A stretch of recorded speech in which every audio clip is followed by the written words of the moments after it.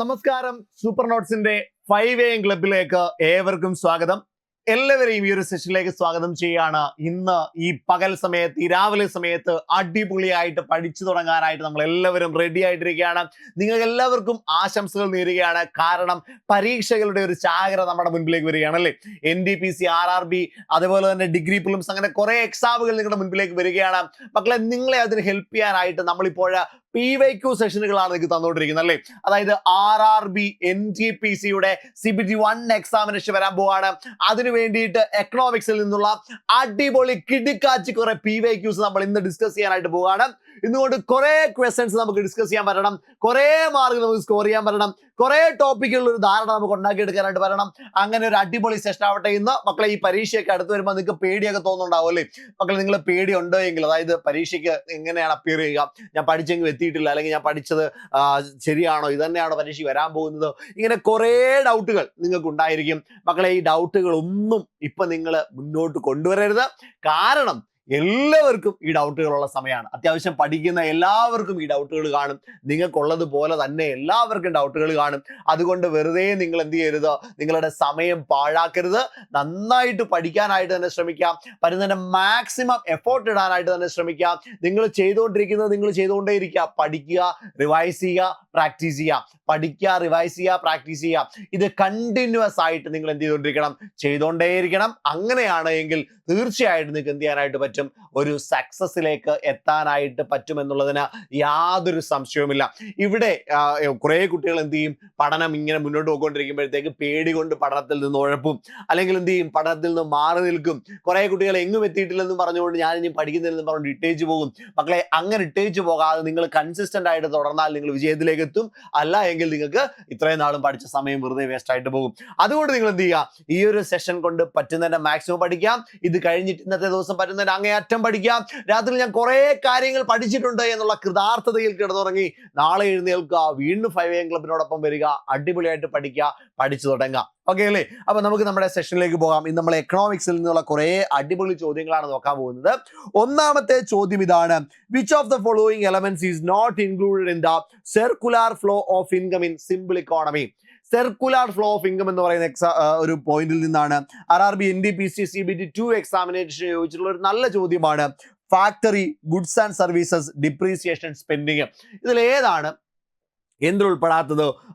നമ്മുടെ circular flow of ഇൻകത്തിൽ ഉൾപ്പെടാത്തത്. മക്കളെ, ഒറ്റ നോട്ടത്തിൽ നമുക്ക് ഉത്തരമെടുക്കാൻ പറ്റും. ഓപ്ഷൻ സി ആണ്, ഡിപ്രീസിയേഷൻ ആണ് അല്ലേ. അതായത് സർക്കുലർ ഫ്ലോ ഓഫ് ഇൻകം എന്ന് പറഞ്ഞാൽ എന്താണ് മക്കളെ?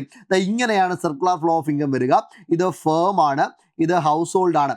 ഫേമും ഹൗസ് ഹോൾഡും കൂടി ചേർന്നിട്ടുള്ള ഒരു 2 സെക്ടർ എക്കോണമിയാണ് സിമ്പിൾ എക്കോണമി എന്ന് പറയുക. ഇതിൽ ഇനി ഗവൺമെന്റ് വരികയാണെങ്കിൽ 3 സെക്ടർ എക്കോണമി ആയിട്ട് മാറും. നമ്മൾ തൽക്കാലം 2 സെക്ടർ എക്കോണമിയാണ് പഠിക്കുന്നത്. തന്നെ ഇവിടെ നോക്കിയാൽ ഒരു കമ്പനിക്ക് ഗുഡ്സ് പ്രൊഡ്യൂസ് ചെയ്യണമെങ്കിൽ അവർക്ക് എന്ത് വേണം? ഫാക്ടേഴ്സ് ഓഫ് പ്രൊഡക്ഷൻ വേണം. നമ്മൾ പഠിച്ചിട്ടുണ്ടല്ലേ. ഫാക്ടേഴ്സ് ഓഫ് പ്രൊഡക്ഷൻ ഏതൊക്കെയാണ്? ലാൻഡ്, അതേപോലെ തന്നെ ലേബർ, അതേപോലെ തന്നെ എന്തൊക്കെയാണ് മക്കളെ? Capital, entrepreneurship.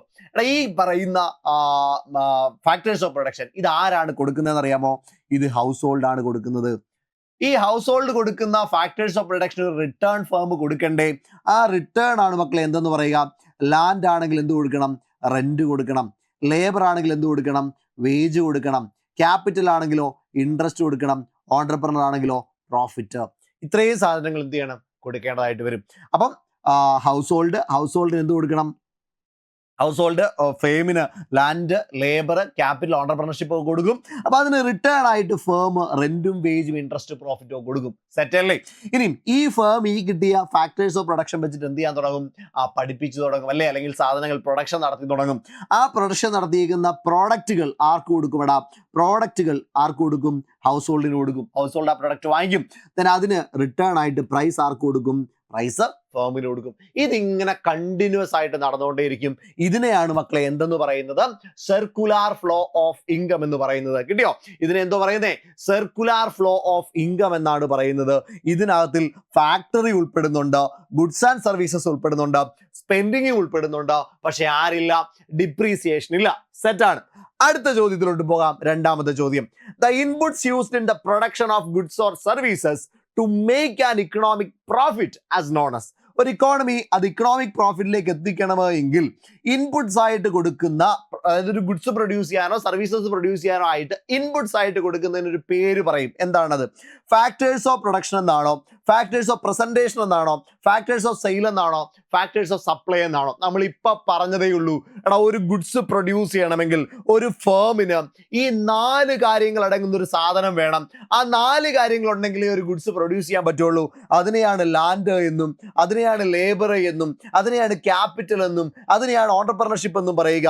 അതിന്റെ 4 കോമൺ പേരാണ് മക്കളെ ഫാക്ടേഴ്സ് ഓഫ് പ്രൊഡക്ഷൻ. ഇതിന്റെ റിട്ടേൺ നിങ്ങൾ പഠിച്ചു വെച്ചേക്കണേ. ലാൻഡ് ആണെങ്കിൽ റെന്റ് ആണ് റിട്ടേൺ, ദെൻ ലേബർ ആണെങ്കിൽ വേജ് ആണ് റിട്ടേൺ, ദെൻ ക്യാപിറ്റൽ ആണെങ്കിൽ ഇൻട്രസ്റ്റ് ആണ് റിട്ടേൺ, ഓണ്ടർപ്രണർഷിപ്പ് ആണെങ്കിൽ പ്രോഫിറ്റ് ആണ്. പ്രോഫിറ്റ് മാത്രമല്ല, ചിലപ്പോൾ അവിടെ ലൂസും ഉണ്ടായേക്കാം. ഇത് രണ്ടും വന്നാലും ഓണ്ടർപ്രണർ തന്നെയാണ് എന്ത് ചെയ്യേണ്ടത്, വഹിക്കേണ്ടത്. ഇതിൽ ആക്റ്റീവ് ആയിട്ടുള്ളത് ഏതൊക്കെയാണ്, സ്വന്തമായിട്ട് കാര്യങ്ങൾ ചെയ്യാൻ പറ്റുന്നത് ഏതൊക്കെയാണ്? അത് വേജും അതേപോലെ തന്നെ ഓണ്ടർപ്രണർഷിപ്പുമാണ്. സ്വന്തമായിട്ട് ചെയ്യാം. പക്ഷേ ലേബറിന്റെയോ അല്ലെങ്കിൽ ഓണ്ടർപ്രണർഷിപ്പിന്റെയോ സഹായത്തോടു കൂടി മാത്രമേ ലാൻഡിനും അതേപോലെ തന്നെ ക്യാപിറ്റലിനും പ്രവർത്തിക്കാൻ പറ്റുള്ളൂ. ലാൻഡിനും ക്യാപിറ്റലിനും പ്രവർത്തിക്കാൻ പറ്റുള്ളൂ. സെറ്റ് അല്ലേ? ഓക്കെ അല്ലടാ? പക്കയല്ലേ? ഇത്രയും കാര്യം മനസ്സിലായില്ലേ? നമുക്ക് അടുത്ത ചോദ്യത്തിലോട്ട് പോകാം. Which of the following is correct explanation of the term capital receipts? Capital റെസിപ്റ്റ്സുമായി ബന്ധപ്പെട്ട ശരിയായിട്ടുള്ളത് ഏത്? ക്യാപിറ്റൽ റെസിപ്റ്റ്സ് ആണ്. ക്യാപിറ്റൽ വരവുകളാണ്. NTPC CBT 2 തന്നെ ചോദിച്ച ഒരു ചോദ്യമാണ്. നോക്കിയടാ, the receipts of the grants given to state governments and other parties, the receipts of the government which results in the reduction of financial liability, the receipts of the government which create liability or reduce financial assets, the receipts that do not lead to claim on the government. എന്താണ് മക്കളെ ഇതിന് ഉത്തരമായിട്ട് വരിക? മക്കൾ ഇവിടെ ഒരു കാര്യം ഓർത്ത് വെച്ചോ. റവന്യൂ അതേപോലെ ക്യാപിറ്റൽ, ഇങ്ങനെ 2 രീതിയിലാണ് വരിക. Revenue receipts, capital receipts, revenue expenditure, capital expenditure. ഇതിൽ റവന്യൂവുമായി ബന്ധപ്പെട്ടാണെങ്കിൽ മക്കളെ അസറ്റിലോ ലയബിലിറ്റിയിലോ യാതൊരു മാറ്റവും ഉണ്ടാക്കത്തില്ല. അസറ്റിലോ ലയബിലിറ്റിയിലോ യാതൊരു മാറ്റവും ഉണ്ടാക്കത്തില്ല. ക്യാപിറ്റൽ ആണ് എങ്കിൽ അസറ്റിലോ ലയബിലിറ്റിയിലോ കാര്യമായിട്ടുള്ള മാറ്റങ്ങൾ ഉണ്ടാക്കാം. അസറ്റിലോ ലയബിലിറ്റിയിലോ മാറ്റങ്ങൾ സൃഷ്ടിക്കാം. അപ്പൊ ഇവിടെ ക്യാപിറ്റൽ റെസിപ്റ്റ് ആണ്. എന്താണ് സംഭവിക്കാൻ നോക്കാം. The receipts of the grants given to state governments and other parties. ഇത് ഗ്രാൻഡ് ആയിട്ട് കൊടുക്കുന്നതാണെന്നാണ് പറഞ്ഞേക്കുന്നത്. അടുത്ത നോക്കിയേ, the receipts of the government which result in the reduction of financial liability. എടാ, റെസിപ്റ്റ്സ് ആണ്, ക്യാപിറ്റൽ റെസിപ്റ്റ്സ് ആണ്. ക്യാപിറ്റൽ റെസിപ്റ്റ്സ് എന്ന് പറഞ്ഞാൽ അത് ചിലപ്പോൾ ലോൺ ആയിട്ടോ മറ്റോ കിട്ടുന്നതായിരിക്കാം, അല്ലെങ്കിൽ ഡിസ്ഇൻവെസ്റ്റ്മെന്റിലൂടെയോ മറ്റോ ഒക്കെ കിട്ടുന്നതായിരിക്കാം. അതെന്താണ് മക്കളെ? ലയബിലിറ്റി കൂട്ടുന്നതല്ലേ? അത് ലയബിലിറ്റി കൂട്ടുന്നതല്ലേ, റിഡക്ഷൻ അല്ലല്ലോ. അപ്പൊ ഇത് തെറ്റായിട്ട് വരും. അടുത്ത് നോക്കിയേ, the receipts of the government which create liability reduce financial asset. ഇത് ചിലപ്പോൾ എന്തായിട്ട് വരും? ശരിയായിട്ട് വരും. അതായത് ഡിസ്ഇൻവെസ്റ്റ് ചെയ്യുക എന്ന് വിചാരിച്ചോ. ഡിസ്ഇൻവെസ്റ്റ് ചെയ്യുമ്പോൾ ഗവൺമെന്റിന് എന്ത് കിട്ടും? ഗവൺമെന്റിന് വരുമാനം കിട്ടും. പക്ഷെ ഗവൺമെന്റിന്റെ അസറ്റ് എന്ത് ചെയ്യുകയാണ്? റെഡ്യൂസ് ചെയ്യുകയല്ലേ? അസറ്റ് റെഡ്യൂസ് ചെയ്യല്ലേ? റെസിപ്റ്റ്സ് ആണ് അല്ലെ? ഡിസ്ഇൻവെസ്റ്റ് ചെയ്യുമ്പോൾ റെസിപ്റ്റ്സ് ആയിട്ട് പണം വരും, പക്ഷേ ഗവൺമെന്റിലുള്ള അസറ്റുകൾ പോകും. ഇപ്പോൾ ഉദാഹരണം പറഞ്ഞ എയർ ഇന്ത്യ പോയി. അപ്പൊ എയർ ഇന്ത്യയുടെ ഭാഗമായിട്ടുള്ള അസറ്റുകളെല്ലാം ഗവൺമെന്റ് എന്ത് ചെയ്യാണ്? പോവുകയാണ്. ഗവൺമെന്റ് അസറ്റുകൾ കുറയുകയാണ്. ഇനി ലോൺ ആയിട്ട് പണം എടുത്തപ്പോൾ റെസിപ്റ്റ്സ് ആയിട്ടാണ് വരിക, പക്ഷേ ലയബിലിറ്റി എന്ത് ചെയ്തു? ക്രിയേറ്റ് ചെയ്തു. അപ്പൊ ഓപ്ഷൻ സി ആണ് ക്യാപിറ്റൽ റെസിപ്റ്റ്സ് എന്നതുകൊണ്ട് ഉദ്ദേശിക്കുന്നത്. സെറ്റ് അല്ലേടാ? അടുത്ത ചോദ്യം, buying or selling goods electrically is known as. ഇത് RRB NTPC CBT 1 വന്ന ചോദ്യമാണ്. ഇതൊരു സിമ്പിൾ ചോദ്യമാണ്. ആർക്കും ഇതിന് ഉത്തരം എഴുതാനായിട്ട് പറ്റും. അപ്പൊ ഇത്തരത്തിലുള്ള സിമ്പിൾ ചോദ്യങ്ങൾ എവിടെ കയറി വരും? NTPC എക്സാമിന് കയറി വരും. എടാ, electronically goods and services buy ചെയ്യുകയോ സെല്ല് ചെയ്യുകയോ ചെയ്താൽ അതിനെ എന്നാ പറയുന്നേ? നമുക്കറിയത്തില്ലേ. മൾട്ടിമീഡിയ എന്നാണോ? അല്ലല്ലോ. ദെൻ മണി കൺട്രോൾ എന്നാണോ? അല്ലല്ലോ. ഫിനാൻസ് എന്നാണോ? അല്ലല്ലോ. എന്താണ്?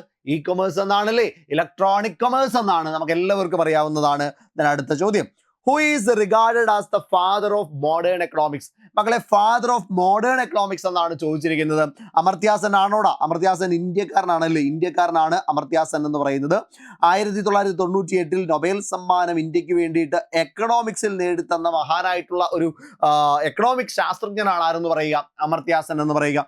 അടുത്ത ജോൺ മെയ്നാർഡ് കെയ്ൻസ് ആരാണ് മക്കളെ? ഇത് മാക്രോ എക്കണോമിക്സിന്റെ പിതാവാണ് അല്ലേ. മാക്രോ എക്കണോമിക്സിന്റെ പിതാവാണ്. 1936 അല്ലെ 1929 നടന്ന ഗ്രേറ്റ് ഡിപ്രഷന്റെ ഭാഗമായിട്ട് 39 the general theory of employment interest and money എന്ന് പറയുന്ന ബുക്കിലൂടെ അദ്ദേഹം മാക്രോ എക്കണോമിക്സ് എന്ന് പറയുന്ന ശാഖ എന്ത് ചെയ്തു, ഡിഫൈൻ ചെയ്തു. അടുത്ത നോക്കിയടാ, ആദം സ്മിത്ത്. ഇതിന് ഉത്തരം എന്താണ്? ആദം സ്മിത്ത് ആണ് കേട്ടോ. എക്കണോമിക്സിന്റെ പിതാവ് ആരാണെന്ന് ചോദിച്ചാലും മോഡേൺ എക്കണോമിക്സിന്റെ പിതാവ് ആരാണെന്ന് ചോദിച്ചു കഴിഞ്ഞാലും ആര് തന്നെയാണ് മക്കളെ? അതിന്റെ ഉത്തരം ആദം സ്മിത്ത് തന്നെയാണ്. അടുത്ത് നോക്കിയടാ, മൻമോഹൻ സിംഗ് ആരാണ്? മൻമോഹൻ സിംഗ് ഇന്ത്യയുടെ പ്രൈം മിനിസ്റ്റർ ആയിരുന്നു. എക്കണോമിക്കലി നോക്കിയാൽ ഒരു സാമ്പത്തിക ശാസ്ത്രജ്ഞനായിരുന്നു. 1991 LPG ലിബറലൈസേഷൻ, പ്രൈവറ്റൈസേഷൻ, ഗ്ലോബലൈസേഷൻ വരുന്ന സമയത്തെ ഇന്ത്യയുടെ ധനകാര്യ വകുപ്പ് മന്ത്രിയായിരുന്നു ആരെന്ന് പറയുന്നത്? മൻമോഹൻ സിംഗ് എന്ന് പറയുന്നത്. ക്ലിയർ ആണല്ലോ? ഓക്കെ അല്ലടാ? പക്കയല്ലേ? അടുത്ത ചോദ്യത്തിലോട്ട് പോകാം. Select the industry. ഇതിന്റെ ഉത്തരം നിങ്ങൾ കമന്റ് ചെയ്തോണേ. താഴെ നിങ്ങൾ ഈ ചോദ്യത്തിന് ഉത്തരം എന്ത് ചെയ്യണം? കമന്റ് ചെയ്യണം. Select the industry in which goods are produced in the home for producer അല്ലെ. പ്രൊഡ്യൂസർ എന്ത് ചെയ്യാണ്? അദ്ദേഹത്തിന്റെ വീട്ടിൽ നിന്നുകൊണ്ട് തന്നെ ഗുഡ്സ് പ്രൊഡ്യൂസ് ചെയ്യുകയാണെങ്കിൽ അതിനെ എന്താ പറയുന്നത്? ലാർജ് സ്കെയിൽ ഇൻഡസ്ട്രി എന്നാണോ, കോട്ടേജ് ഇൻഡസ്ട്രി എന്നാണോ, സെക്കൻഡറി ഇൻഡസ്ട്രി എന്നാണോ, അല്ലെങ്കിൽ ക്വാർട്ടനറി ഇൻഡസ്ട്രി എന്നാണോ? ഏതാണ് മക്കളെ ഇതിന്റെ ഉത്തരം? ഇതിന്റെ ഉത്തരവും നിങ്ങൾക്ക് അറിയാം, വലിയ പ്രശ്നമൊന്നുമില്ല, നിങ്ങൾക്ക് കിട്ടും. താഴെ കമന്റ് ചെയ്തോ. 1 സെക്കൻഡ് സമയം ഞാനൊന്ന് നിശബ്ദനായിരിക്കാം, നിങ്ങൾ കമന്റ് ചെയ്തോ. ഓക്കെ, നിങ്ങൾ എല്ലാവരും കമന്റ് ചെയ്തു എന്നാണ് വിചാരിക്കുന്നത്. ഇതിന്റെ ഉത്തരം ഓപ്ഷൻ ബി ആണ്, കോട്ടേജ് ഇൻഡസ്ട്രി എന്നാണ്. കോട്ടേജ് ഇൻഡസ്ട്രി ഒക്കെ ആരുടെ ആശയമാണ് മക്കളെ? അതൊക്കെ ഒന്ന് കണക്ട് ചെയ്ത് ഓർത്തോണേ. കോട്ടേജ് ഇൻഡസ്ട്രി എന്നോ റൂറൽ ഡെവലപ്മെന്റ് എന്നൊക്കെ പറയുന്നത് നമ്മുടെ മഹാത്മാഗാന്ധി അല്ലേ, മഹാത്മാഗാന്ധിയുടെ നിർദ്ദേശമാണ്, അല്ലെങ്കിൽ അദ്ദേഹത്തിന്റെ ആശയങ്ങളാണ്. ഇത് DPSPയിലൊക്കെ നമുക്ക് കാണാൻ പറ്റുമെന്നുള്ള കാര്യം, പൊളിറ്റിയുടെ DPSPയിൽ കാണാൻ പറ്റുമെന്നുള്ള കാര്യം കൂടി ഒന്ന് ഓർത്ത് വെച്ചേക്കണേ. ഓക്കെ അല്ലേ? സെറ്റ് അല്ലടാ? അപ്പൊ കോട്ടേജ് ഇൻഡസ്ട്രി ആണ്. ലാർജ് സ്കെയിൽ എന്നൊക്കെ പറഞ്ഞു കഴിഞ്ഞാൽ ഭയങ്കര വലിയ ഫാക്ടറികളൊക്കെ വരുന്ന ഭാഗമാണ് അല്ലേ.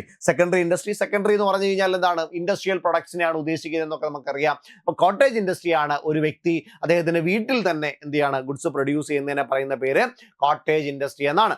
അടുത്ത ചോദ്യം നോക്കിയോ. ഇതിന് ഉത്തരവും നിങ്ങൾ താഴെ കമന്റ് ചെയ്തോണ്ടേടാം. In which one of the following type of economy are the factors of production on the individually എന്നാണ് പറഞ്ഞിരിക്കുന്നത്. എടാ, ഫാക്ടേഴ്സ് ഓഫ് പ്രൊഡക്ഷൻ ഇൻഡിവിജ്വലി എന്ത് ചെയ്തിരിക്കുകയാണ്? ഓൺ ചെയ്തിരിക്കുകയാണ്.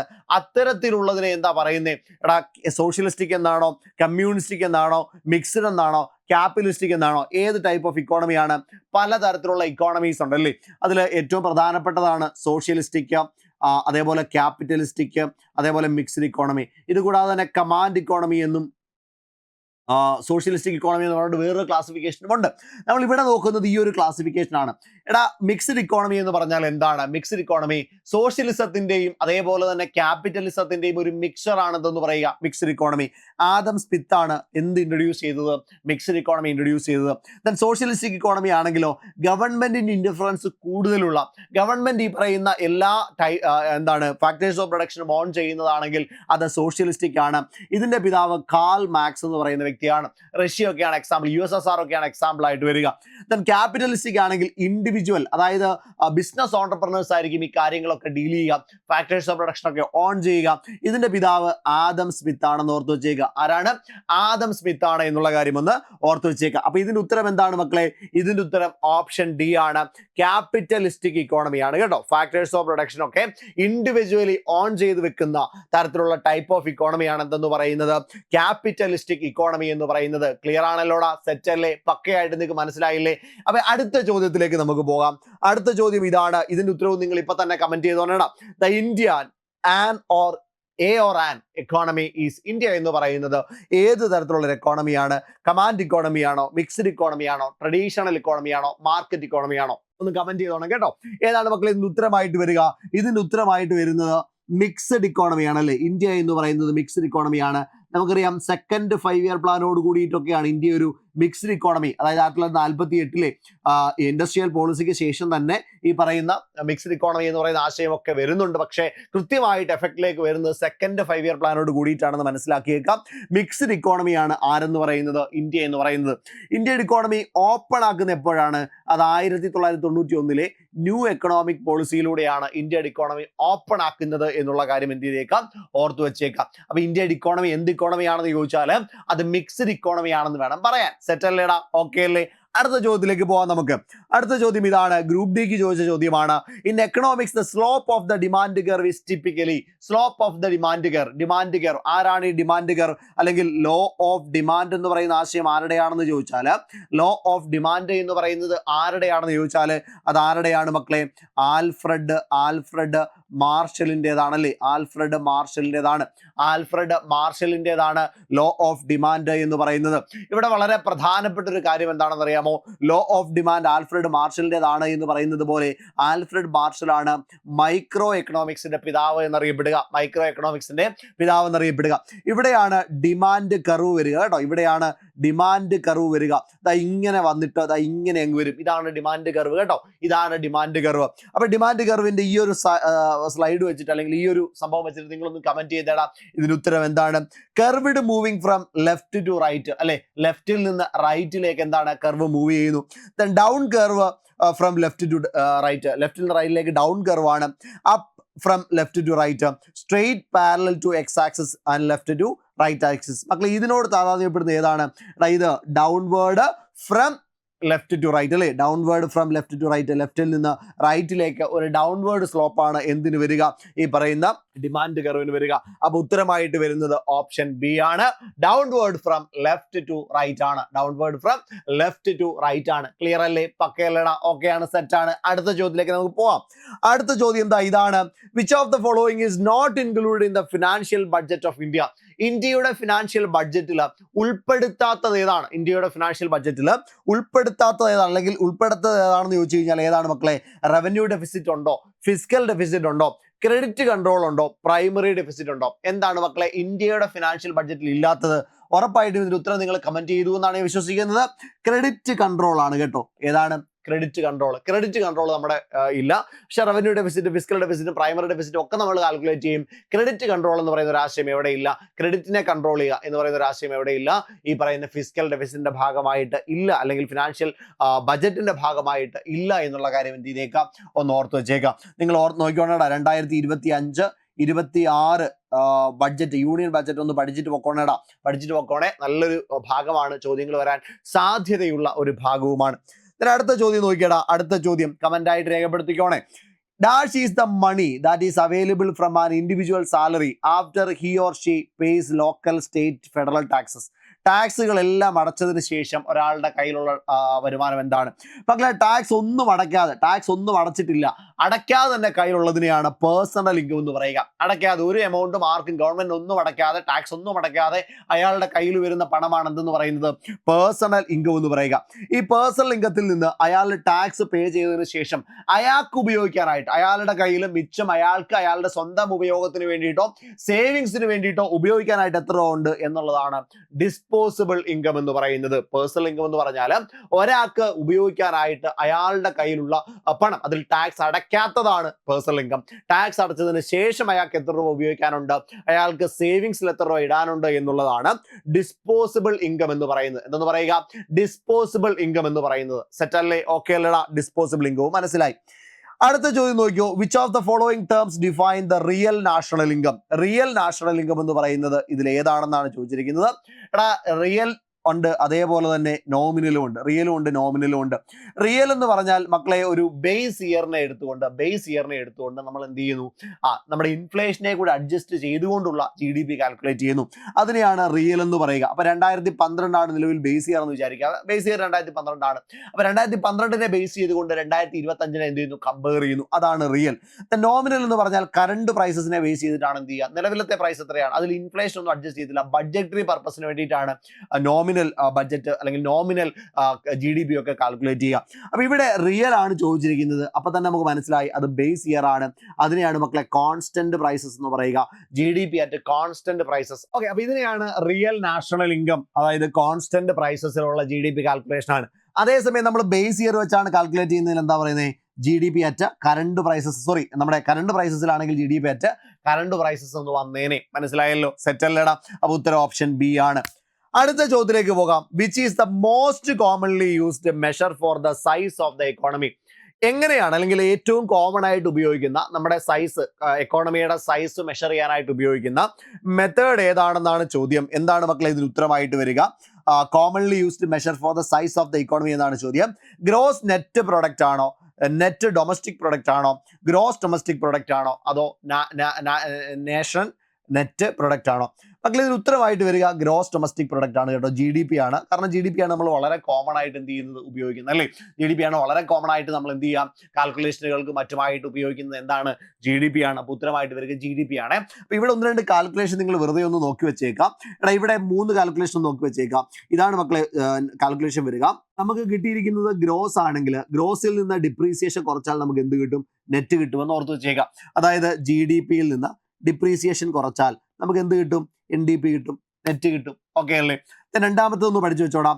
മാർക്കറ്റ് പ്രൈസിൽ നിന്ന് നെറ്റ് ഇൻഡയറക്റ്റ് ടാക്സ് കുറച്ചാൽ നമുക്ക് ഫാക്ടർ കോസ്റ്റ് കിട്ടും. മാർക്കറ്റ് പ്രൈസിൽ നിന്ന് നെറ്റ് ഇൻഡയറക്റ്റ് ടാക്സ് കുറച്ചാൽ നമുക്ക് എന്ത് കിട്ടും, ഫാക്ടർ കോസ്റ്റ് കിട്ടും. അപ്പോൾ GDP മാർക്കറ്റ് പ്രൈസ് എന്ന് തന്നിരിക്കുന്നുവെങ്കിൽ അവിടെ നിന്ന് നെറ്റ് ഇൻഡയറക്റ്റ് ടാക്സ് അങ്ങ് കുറയ്ക്കുക. അപ്പോൾ നമുക്ക് GDP ഫാക്ടർ കോസ്റ്റ് കിട്ടും. ക്ലിയർ അല്ലേടാ?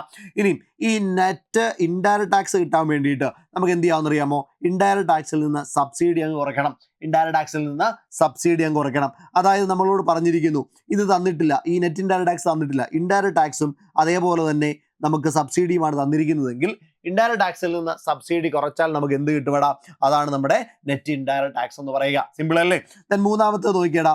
മൂന്നാമത്തെ ഇതാണ് ഡൊമസ്റ്റിക്കിൽ നിന്ന് ഡൊമസ്റ്റിക്കിന്റെ കൂടെ NFI net factor income from abroad add ചെയ്താൽ, ഡൊമസ്റ്റിക്കിന്റെ കൂടെ net factor income from abroad add ചെയ്താൽ നമുക്ക് എന്ത് കിട്ടുമെന്ന് അറിയാമോ, നാഷണൽ കിട്ടും കേട്ടോ. ഡൊമസ്റ്റിക്കിന്റെ കൂടെ net factor income from abroad add ചെയ്താൽ നമുക്ക് എന്ത് കിട്ടും, നാഷണൽ കിട്ടും. ക്ലിയർ അല്ലടാ? അപ്പൊ നാഷണൽ കിട്ടുമെന്നുള്ള കാര്യം നിങ്ങൾക്ക് മനസ്സിലായോ? ഡൊമസ്റ്റിക്കിന്റെ കൂടെ net factor income from abroad add ചെയ്താൽ നമുക്ക് എന്ത് കിട്ടും, നാഷണൽ കിട്ടുമെന്നുള്ള കാര്യം ഓർത്ത് വെച്ചേക്കാം. അതായത് ഇവിടെ നിങ്ങൾ GDP ആണ് തന്നിരിക്കുന്നത്, നിങ്ങളോട് GNP ആണ് കാണാൻ പറഞ്ഞത്, നാഷണൽ ആണ് കാണാൻ പറഞ്ഞതെങ്കിൽ നിങ്ങൾ NFI എന്ത് ചെയ്താൽ മതി, കൂട്ടി വെച്ചാൽ മതി. അപ്പൊ അത് GNP ആയിട്ട് അങ്ങ് മാറിക്കോളും. സെറ്റ് അല്ലേ? ഓക്കെ അല്ലേടാ? അപ്പൊ ഇത്രയും കാൽക്കുലേഷൻ ആണ് അവിടെ നിങ്ങൾ ഓർത്തിരിക്കേണ്ടത്. ഇനി ഒരു ചോദ്യം കൂടെ നിങ്ങൾക്ക് ഞാൻ തരാം. ഈ ചോദ്യത്തിന് ഉത്തരം ആരാ ചെയ്യേണ്ടത്, നിങ്ങളാണ് ചെയ്യേണ്ടത്. ഞാൻ ഇതിന്റെ ഉത്തരം പറയത്തില്ല, നിങ്ങൾ താഴെ കമന്റ് ആയിട്ട് ഇടണം. Which agency coordinates with various federal and state government agencies and departments to collect and compile the data required to calculate the GDP in India. ഇന്ത്യയിലെ GDP കാൽക്കുലേറ്റ് ചെയ്യാനായിട്ട് കുറേ ഡേറ്റ നമുക്ക് വേണം. ഈ ഡേറ്റ കാൽക്കുലേറ്റ് ചെയ്യുന്നത് ആരാണ്? നാഷണൽ സ്റ്റാറ്റിസ്റ്റിക്കൽ ഓഫീസ് ആണോ, ministry of commerce and industry ആണോ, റിസർവ് ബാങ്ക് ഓഫ് ഇന്ത്യ ആണോ, ഇന്ത്യൻ സ്റ്റാറ്റിസ്റ്റിക്കൽ ഇൻസ്റ്റിറ്റ്യൂട്ട് ആണോ? ഈ ചോദ്യത്തിന് ഉത്തരം എന്ത് ചെയ്യുക, നിങ്ങൾ താഴെ കമന്റ് ചെയ്യുക. അറിയില്ലെങ്കിൽ നെറ്റിലോ എവിടെയെങ്കിലും പോയി സെർച്ച് ചെയ്തിട്ട് വന്നിടുക. അപ്പൊ നിങ്ങൾ എന്ത് ചെയ്യും, അത് പഠിക്കും. ഇപ്പൊ നമ്മൾ കുറേ ചോദ്യങ്ങൾ കണ്ടു, അടിപൊളിയായിട്ട് നമ്മൾ പഠിച്ചു വന്നു, സെറ്റാണ്. ഈ ഒരു ത്വര നിങ്ങൾ എന്ത് ചെയ്ത് അവസാനിപ്പിക്കരുത്. ഇന്നത്തെ ദിവസം മുഴുവൻ നിങ്ങൾ പഠിക്കാനായിട്ട് ശ്രമിക്കുക. ഈ RRB NTPC ഗ്രൂപ്പ് ഡി ആയിക്കോട്ടെ, ഇനി മറ്റു പരീക്ഷകൾ എഴുതുന്നവരായിക്കോട്ടെ, അവർക്കും ഇത് എന്ത് ചെയ്യാൻ പറ്റും, ഉപയോഗപ്പെടുത്താനായിട്ട് പറ്റും. അപ്പൊ എല്ലാവർക്കും ആശംസകൾ നേരുന്നു, നല്ല വിജയാശംസ നേരുന്നു. ഇന്ന് ഒരുപാട് കാര്യങ്ങൾ നിങ്ങൾക്ക് പഠിക്കാനായിട്ട് പറ്റട്ടെ. നമുക്ക് അടുത്ത ദിവസം കാണാം. Thank you so much.